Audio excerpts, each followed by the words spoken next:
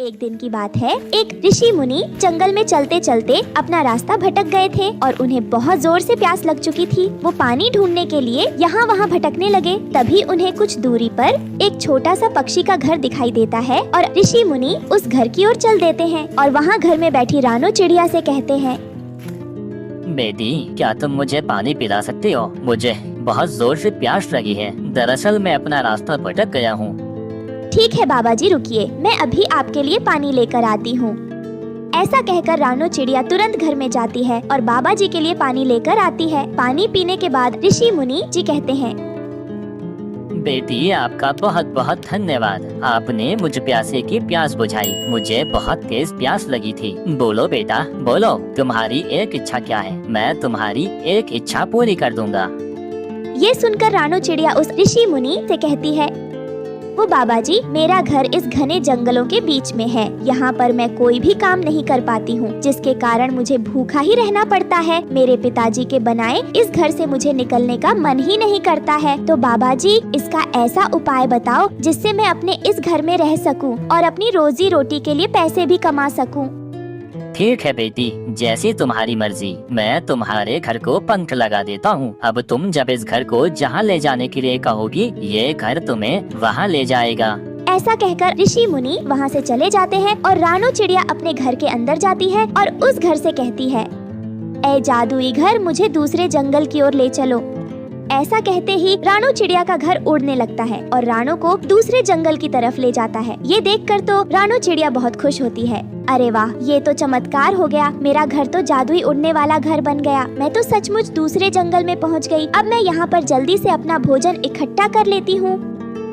इस प्रकार रोज रोज रानो चिड़िया हर गांव और जंगल में घूमने जाती है और वहाँ पर भोजन तलाश करके वापस किसी ऊंचे पेड़ पर जाकर आराम करती। उसी जंगल में दुष्ट कालू कौवा रहता था। वो दूसरे पक्षी के घरों से चोरी करके अपना गुजारा किया करता था। एक दिन वो उड़ने वाले घर को देख लेता है और उसका पीछा करता है।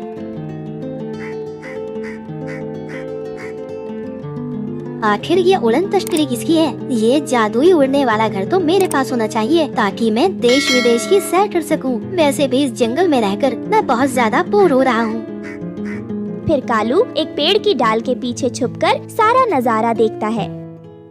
अच्छा, ये उड़न तश्तरी इस मामूली सी चिड़िया की है। आखिर इसके पास ये उड़न खटोला कैसे आया? अब मुझे ये उड़न खटोला कैसे भी करके चुराना होगा इस चिड़िया के पास से। फिर कालू कौवा रानो चिड़िया के बाहर जाने का इंतजार करने लगता है। जैसे ही रानो चिड़िया भोजन की तलाश में जाती है, तभी पीछे से कालू कौवा रानो चिड़िया के घर के अंदर चला जाता है। अरे वाह, मजा आ गया। यहाँ तो बहुत खाने पीने की चीजें रखी हैं। ये रसीले फल और सब्जियाँ, वाह, अब तो मजा ही आ जाएगा इन्हें खाकर। आज तो मेरी दावत है, दावत। कालू कौवा घर के चारों ओर देखता है, लेकिन उसे घर को उड़ाने का बटन और हैंडल कहीं नहीं दिखाई देता। अरे बाप रे, पर ये घर उड़ेगा कैसे? चलो आज रात ये पता लगाना होगा, फिर कल मौका पाकर इस उड़न खटोले को बहुत दूर ले जाऊंगा अपने साथ। कालू कौवा वहीं एक खाली मटके में जाकर छिप जाता है और रानो चिड़िया के आने का इंतजार करने लगता है। कुछ देर बाद रानो वहाँ आती है। ए जादुई घर, आज रात हम नदी के किनारे गुजारेंगे, तो तुम मुझे नदी किनारे ले चलो। ये सुनते ही रानो चिड़िया का उड़ने वाला घर तेजी से नदी किनारे पहुंच जाता है। रानो रात आराम से वहीं गुजारती है और सुबह होते ही भोजन की तलाश में निकल जाती है। कालू कौवा मटके से बाहर आता है। अब मजा आएगा। मैं अब इस घर को कहीं दूर ले जाता हूँ। तभी कालू के मन में विचार आया। मैं एक काम करता हूँ, एक बार मैं इस घर को चंद्रमा पर घूमने के लिए ले जाता हूँ। बहुत मजा आएगा और वैसे भी घर के अंदर सब सामान भी है, तो मुझे खाने पीने की चिंता भी नहीं रहेगी। फिर ये सोचकर कालू कौवा घर से कहता है जादुई उड़ने वाले घर, मुझे चंद्रमा पर ले चलो। ऐसा कहते ही वो जादुई घर वहाँ से उड़ना शुरू कर देता है। पृथ्वी से बाहर निकलते ही जादुई घर अंतरिक्ष में हवा न पाने के कारण वहीं पर रुक जाता है और कालू कौवा भी हवा न पाने कारण सांस नहीं ले पाता है और वहीं दम तोड़कर मर जाता है। दूसरी तरफ जब रानो चिड़िया अपने घर जाती है तो वहाँ अपना घर न पाकर को वो बहुत परेशान होती है। हे ऊपर वाले, मेरा घर किस कमबख्त ने चुरा लिया? वो मेरे माता पिता की आखिरी निशानी थी। अब मैं कहाँ जाऊँ, किससे मदद मांगूं? और ये काले बादल भी कभी भी बरस सकते हैं।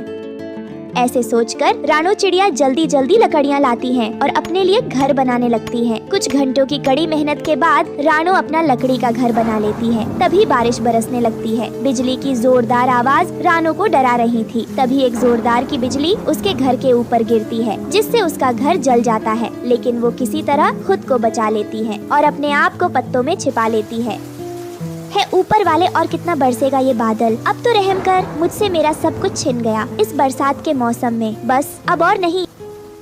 इस तरह रानो रोती है और प्रार्थना करती है। कुछ देर बाद बारिश रुक जाती है। रानो रात भर से भूखी थी। वो इधर उधर मदद लेने के लिए किसी पक्षी की तलाश करने लगती है, लेकिन वहाँ सिवाय तबाही के कुछ नहीं था। चारों ओर टूटे पेड़ और पक्षियों के घर, पूरा जंगल बर्बाद था। यहाँ कोई जिंदा नहीं है। इस तूफान ने तो पूरा जंगल बर्बाद कर दिया। वो ये सब सोच ही रही थी कि उसे एक डाल पर कबूतर दिखाई देता है। कबूतर, तुम यहाँ अकेले क्यों बैठे हो? तुम्हारा परिवार कहाँ है? फिर कबूतर अपनी आप बीती उसे सुनाता है। तो ये थी मेरी कहानी। मैं किसी तरह खुद को बचाने में कामयाब हो पाया हूँ। हमें अब एक मजबूत घर तलाशना होगा, नहीं तो खुद बनाना होगा, क्योंकि बरसात का मौसम है, कभी भी बादल बरस सकता है। वो दोनों उड़ते हैं और भोजन और घर की तलाश में बहुत दूर चले जाते हैं। तभी रानो चिड़िया को एक झाड़ी के पीछे अपना घर दिखाई देता है। वो देखो बंटी भैया, मेरा जादुई घर। आखिर ये घर यहाँ पर कैसे आया? फिर दोनों उस घर में सवार होकर दूसरे जंगल चले जाते हैं। इस तरह बंटी और रानो चिड़िया खुशी खुशी जादुई उड़ने वाले घर में रहने लगते हैं। तो इस तरह कालू कौवा को उसके किए की सजा मिल जाती है और रानो को एक अच्छा दोस्त। तो दोस्तों, हमें इस कहानी से ये सीख मिलती है कि हमें कभी किसी को धोखा नहीं देना चाहिए, क्योंकि जैसा करता है वो वैसा भरता है। दोस्तों, हमें उम्मीद है कि आपको हमारी कहानी पसंद आई होगी। कृपया कमेंट करके बताएं कि आपको यह कहानी कैसी लगी और वीडियो को लाइक और शेयर करना न भूलें। अगर आप हमारे चैनल पर नए हैं तो सब्सक्राइब जरूर करें। धन्यवाद। यह कहानी एक लालची कौवे की है जिसका नाम कालू था। कालू कौवा बहुत ही चालाक और धूर्त था। उसने देखा कि उसके पास बहुत सारे कच्चे आम हैं, जो उसने रंग कर और मीठा दिखाकर बेचने का फैसला किया। एक दिन कालू अपने आमों को रंग कर तैयार करता है और बाजार में बेचने के लिए ले जाता है। वो जोर जोर से चिल्लाते हुए कहता है, आम ले लो, पीले पीले मीठे मीठे आम, आम ले लो। अरे कालू, मुझे 1 किलो आम देना। तो वैसे तुम्हारे आम मीठे और पके हुए हैं ना? ये लो, कर लो बात। देख नहीं रही हो रानो, कितने पके हुए आम हैं। मीठा तो चीनी जैसा है। कालू, फिर मुझे भी 1 किलो दे दो। मिट्ठू तोता और रानो चिड़िया कालू कौवे से नकली आम खरीदकर अपने घर ले जाते हैं। थोड़ी देर बाद तोता दौड़ा दौड़ा रानो चिड़िया के घर आता है। रानो बहन, आपके आम कैसे हैं? उस कालू ने तो मुझे ठग लिया। सारे कच्चे आम दिए, ऊपर से पीला रंग चढ़ा रखा है। पानी में डालते ही सारा पीला रंग निकल गया। मिट्ठू भैया, मेरे भी आम कच्चे हैं। ये देखो, सारा पीला रंग आमों से अलग हो गया। चिड़िया बहन, अभी उस कालू के पास चलते हैं, नहीं तो वह और पक्षियों को ठग लेगा। कोई फायदा नहीं मिट्ठू भैया, मैं गई थी पर उसने तो आम वापस लेने से मना कर दिया। उल्टा मुझे 2-4 बातें और सुना दी। वो कालू कौवा बहुत ही लालची है। इस तरह कालू कौवा नकली आम बेचकर काफी सारा मुनाफा कमा रहा था। और एक दिन, आम ले लो, पीले पीले मीठे मीठे आम, आम ले लो। आम ले लो, पीले पीले मीठे मीठे आम, आम ले लो। कालू, 10 किलो आम चील सेठ ने मंगवाए हैं। तुम्हारे आम मीठे तो है ना? हाँ भाई हाँ, सारे मीठे आम हैं। कालू कौवा सोचने लगता है, मैं ऐसा करता हूँ, बचे हुए सारे नकली आम चील सेठ को बेच देता हूँ। मेरे सारे कच्चे आम निकल जाएंगे और नुकसान होने से भी बच जाएगा। फिर कालू कौवे ने सारे नकली रंगे हुए आमों को चील सेठ को बेच दिया। उल्लू आमों को लेकर सेठ के घर चला जाता है। चील सेठ की पत्नी आम को पानी में डालती है तो सारा रंग निकल जाता है। पतिदेव जी, ये देखो, उस कालू ने सारे कच्चे आम दिए हैं। उसने तो हमें लूट लिया। हमारे सारे 10 किलो आम गए पानी में। अच्छा, तो उस कालू ने आमों पर रंग किया था। आज मैं उसे छोड़ूंगा नहीं। ऐसे ही कालू कौवा का धंधा दिन दुगना रात चौगना चल रहा था। एक रोज कालू कौवा अपने बाग में लगे कच्चे आमों को रंग कर रहा था।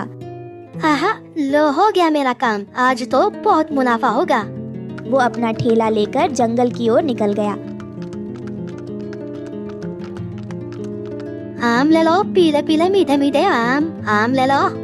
आम ले लो, पीले पीले मीठे मीठे आम, आम ले लो। तभी लाडो और टुनटुनी दोनों चिड़िया पक्षी आम खरीदने के लिए कालू के पास आती हैं। टुनटुनी पूछती है, कालू भैया आम कैसे है, मीठे तो है ना? कालू हंसते हुए जवाब देता है, टुनटुनी पूरे 100 रुपए किलो आम है, मीठे तो इतने हैं कि शहद भी फीका लगेगा। लाडो और टुनटुनी जैसे ही आम खरीदने लगी, अचानक जोर से बारिश होने लगती है। बारिश में आमों का रंग उतरने लगता है और कालू की धोखाधड़ी उजागर हो जाती है। लाडो चिल्लाती है, बाप रे, ये तो कच्चे आमों को रंग कर बेच रहा है, ये तो हम पक्षियों को सरेआम ठग रहा है, हम तुझे नहीं छोड़ेंगे। कालू डर के मारे भाग जाता है और दूर बैठी रानो चिड़िया ने यह सब देखा। रानो चिड़िया तुरंत लाडो और टुनटुनी के पास जाती है और कहती है, आपको बताने की जरूरत नहीं है, मैंने सब अपनी आंखों से देखा है। चलो चील सेठ के पास चलकर इस लालची कौवे की शिकायत करते हैं, वही हमारी मदद कर सकते हैं।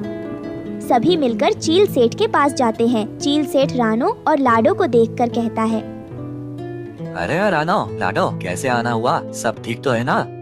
रानो और लाडो सारी कहानी चील को बताती है। चील सेठ को पता चलता है कि कालू ने उनके साथ भी ऐसा ही किया था। चील गुस्से में कहता है, रानो, उस लालची कौवे ने मेरे साथ भी ऐसा ही किया था। आज मैं उसे नहीं छोड़ूंगा। उसकी हिम्मत तो दिन पर दिन बढ़ती जा रही है। उसका आज इलाज तो करना ही होगा।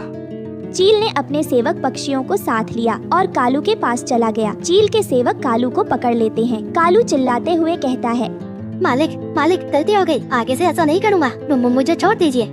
चील कालू की बात सुनकर उससे कहता है, नहीं कालू, हम तुम्हें ऐसे नहीं छोड़ेंगे, तुम्हें सबक सिखाएंगे। सेवकों, कालू के बाग के सारे आम तोड़ लो। चील के सेवक कालू के बाग में घुस जाते हैं और सारे आम तोड़ लेते हैं। चील सेठ फिर कालू से कहता है, अब हम जा रहे हैं, अब तू यहाँ बैठकर अपने नुकसान की भरपाई करता रहे। कालू अब बिल्कुल बर्बाद हो चुका था। वो सोचने लगता है कि उसने थोड़े से फायदे के लालच में सब कुछ खो दिया है। कालू फूट फूट कर रो रहा था। तभी रानो, मिट्ठू तोता, लाडो और टुनटुनी वहाँ आते हैं। रानो पूछती है, क्या हुआ कालू भाई, तुम क्यों रो रहे हो? रानो बहन, मैंने कच्चे आमों को चील सेठ को पीला रंग लगाकर बेचा और चील सेठ ने अपने सेवकों के साथ मिलकर मेरे बाग को लूट लिया। मैं पूरी तरह से बर्बाद हो गया हूँ। मुझसे बहुत बड़ी गलती हो गई। लालच में आकर मैंने ये सब किया। अब मुझे समझ आ गया है कि लालच बुरी बला है। रानो उसे समझाते हुए कहती है, कालू भैया, तुमने हमें भी रंगे हुए आम बेचे थे। तुम्हें जंगल के पक्षियों को धोखा नहीं देना चाहिए था। अब चुप हो जाओ, तुम्हें तुम्हारी गलती की सजा मिल गई है। बस अब आगे से ध्यान रखना कि तुम ये गलती दोबारा ना करना। कहानी का अंत यही है कि लालच और धोखाधड़ी का अंत हमेशा बुरा होता है। थोड़े से लाभ के लालच में किसी को ठगना सही नहीं है और इसके परिणाम भयानक हो सकते हैं। हमारी कहानी का यह अंत हमें यही सिखाता है कि ईमानदारी और सच्चाई ही सबसे महत्वपूर्ण है। दोस्तों, हमें उम्मीद है कि आपको हमारी कहानी पसंद आई होगी। कृपया कमेंट करके बताएं कि आपको यह कहानी कैसी लगी और वीडियो को लाइक और शेयर करना न भूलें। अगर आप हमारे चैनल पर नए हैं तो सब्सक्राइब जरूर करें। धन्यवाद।